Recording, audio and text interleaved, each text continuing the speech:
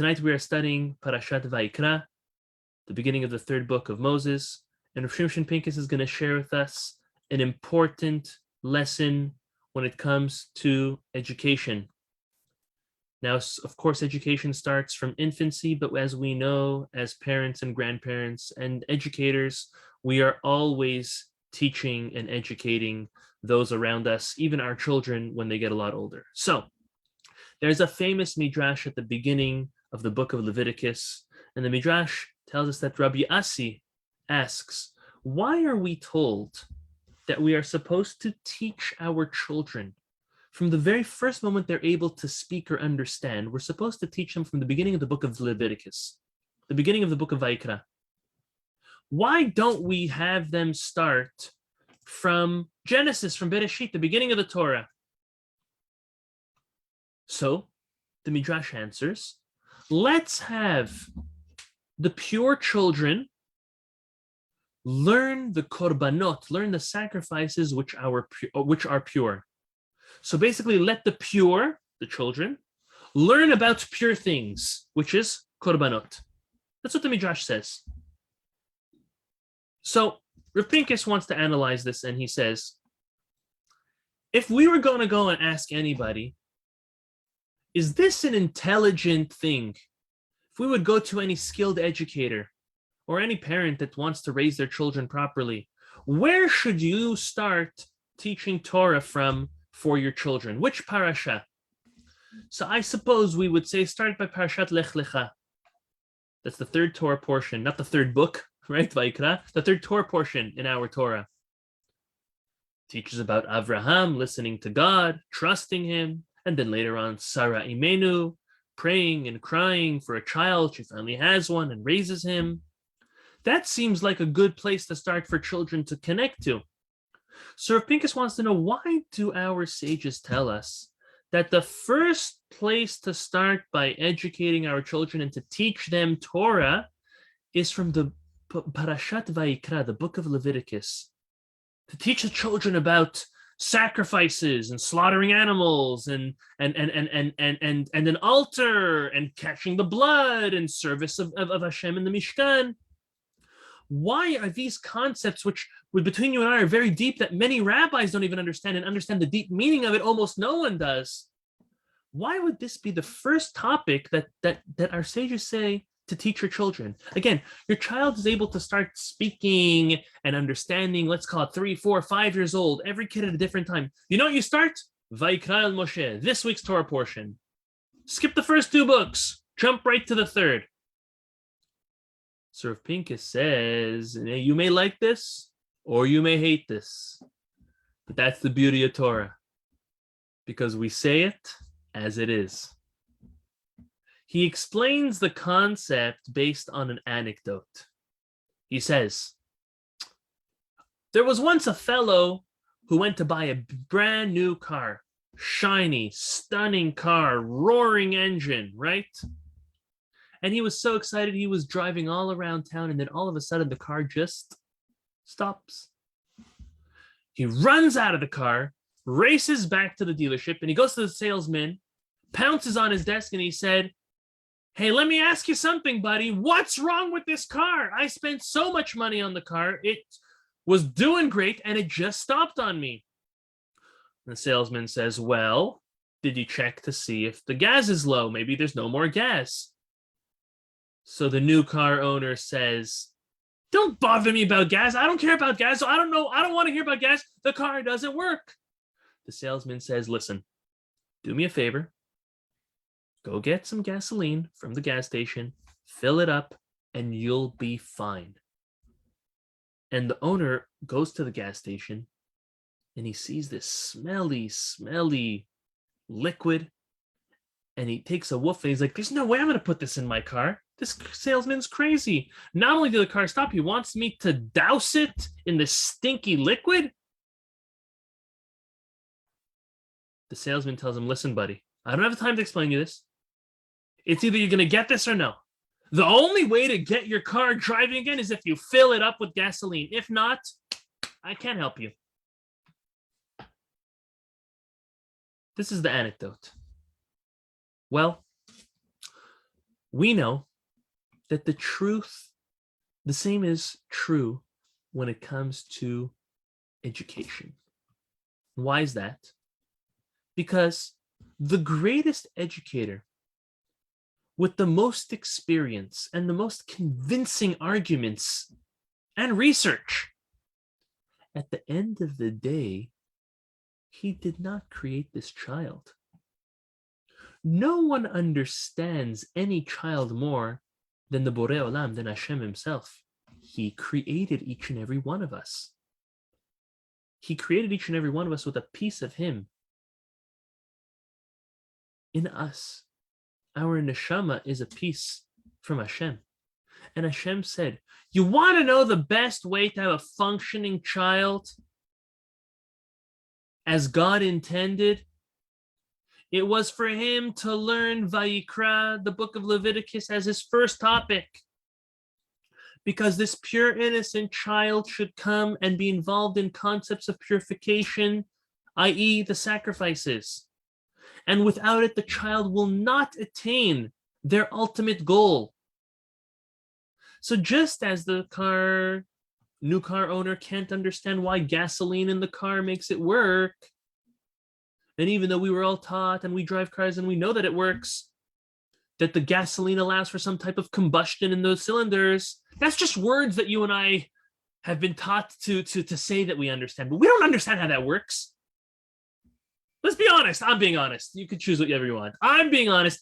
I don't understand how gasoline makes it run. I understand how when I eat food and it fills my belly, that is like gas to my body and I get to keep on moving and running and surviving and gives me energy.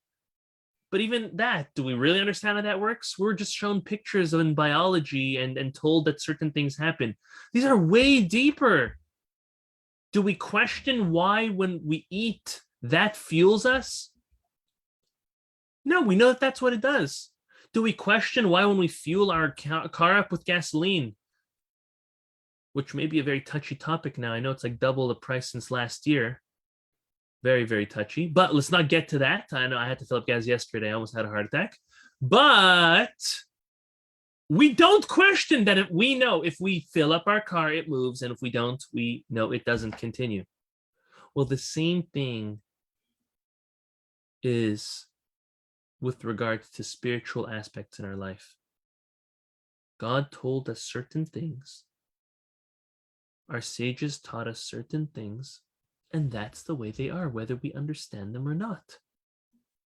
So if the Midrash is coming and telling us, Rav Pincus says, that the pure, innocent children should first start learning from the book of Leviticus, which deals about purity, the concept of purity, well, then that's the greatest way to raise them.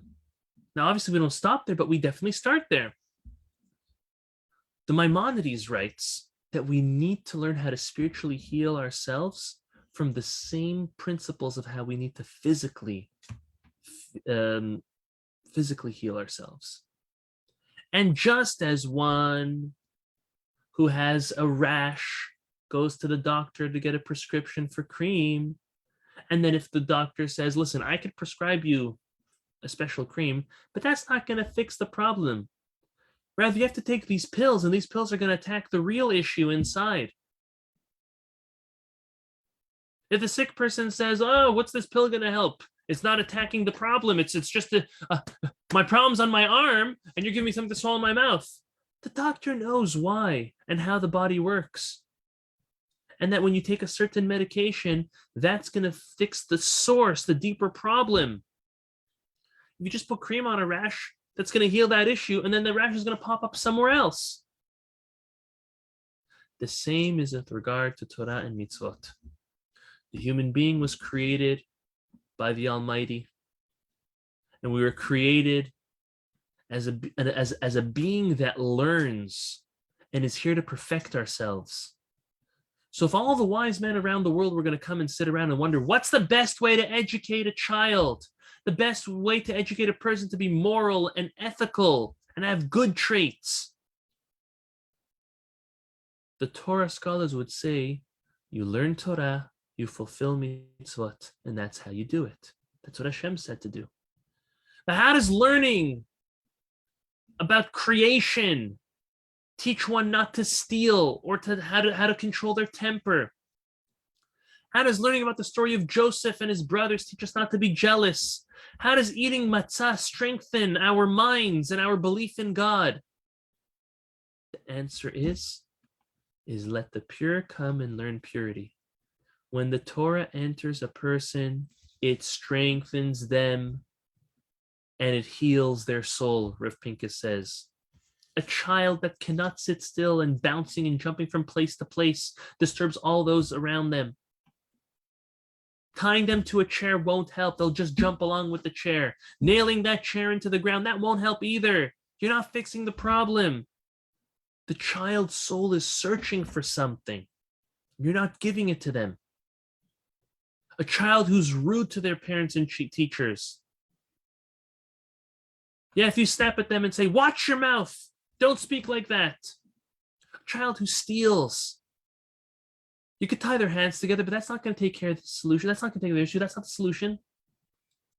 The problem is deeper than we can see. And adding more officers and surveillance also doesn't fix the problem. The problem is that the neshama has to be treated. The soul has to be treated. As we say in the morning, neshama shenatata bi tehora. The neshama, the soul that Hashem gave us, is pure. It's a piece of God.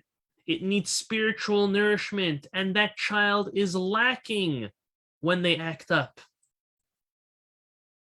The kid who's off the wall needs to be taught Vayikra, the book of Leviticus, needs to be taught creation, needs to be taught the stories of Joseph's brothers and in Egypt and everything else. Does it make sense? It may not make sense, but it is what Hashem, who created us, wants from us and told us it will work. He knows best. As we continue in that paragraph, Ata berata ve'ata yitzarta. You created us. You formed us. So let the pure come and learn about purity, says Rav Pincus. So the truth is that Torah really does have an effect. Learning Torah does have a major effect. Now, no kid's perfect, but it's evident. The Jewish kids who go to Jewish schools, specifically yeshivas, we're not claiming them to be perfect, but they're different than the other children. There is a difference. Kids that are not exposed to TV and electronics and video games, they're not being exposed to the violence and perversion. That has a big impact on them. Could be for the positive, it could be for the negative. But if we could shelter in a healthy way, not over shelter, but if we could shelter in a healthy way our children and keep them away from that violence and that perversion, alongside studying Torah, which naturally nourishes their souls, that's how we can raise great, great, great Jewish children.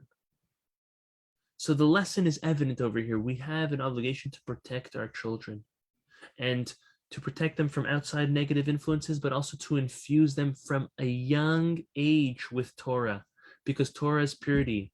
And Parashat Vayikra, the book of Leviticus, speaks about the concepts of purification. That's why the Midrash says, start with that. So let me tell you, by a chalaka, by the 3-year-old birthday of a boy, there is a great tradition to cut their hair for the first time. There's a lot of different Kabbalistic spiritual reasons for it. Like a tree, we don't cut it for the first 3 years. So the baby is like a tree. We nourish and we nourish and we wait for 3 years until we reap the fruit. We cut the hair. It's a little bit of a stretch, but that's the concept that's brought down. But at the 3rd year birthday, while we're doing the haircut, it's a beautiful thing. We ask the child to do Aleph Bet. We give them some candy or something sweet. Back in the day, in the old books, it said that we'd give them nuts and dried fruits. I don't think our kids would go for that now. I think the Sitbon family would, though. It's an inside joke. I'd go for raisins and cranberries. Oh, yeah. Okay, good. Yeah, that's what we're having tomorrow, Ellie. That's what's getting thrown. Yeah, almonds, raisins, craisins, good. So, but there's a big tradition that after the sweets that are given to the child when they can do the Aleph Bet, that they start saying certain pesukim, certain verses. So if you look what's brought down, the first verse that your child should have, that they should be taught, besides for the famous of Torah Tzivalanu Moshe Morasha Kilat Yaakov and Shema Yisrael, but one of the first, if not the first verses that your child should learn, and we try to do it at the Chalak, at the 3-year-old birthday, is the first verse of Vayikra, Vayikra el Moshe, to teach this to the child. Because, maybe it's way too early, 3 years old, to learn these concepts of purification. But the pure Torah that the Midrash says to teach your child is one that we take seriously, and one that at 3 years old, we start teaching them right away. So my blessing on behalf of Rav Pincus and in his merit is that, please God, we will have the wisdom and the patience and the courage to keep on infusing our children with purity, with Torah, and that they will have pure souls, and they will grow to be healthy and happy and true Ovdei Hashem, true servants of the Lord, studying Torah, fulfilling many mitzvot, and protecting them from the wild, wild world that we live in, full of temptation and evil inclination. And the only way to ground them and put them on the right path, and it's not only for them, it's for us as well, is to be on a strong path of studying Torah, which is that purity, that spiritual engagement that cleanses our souls.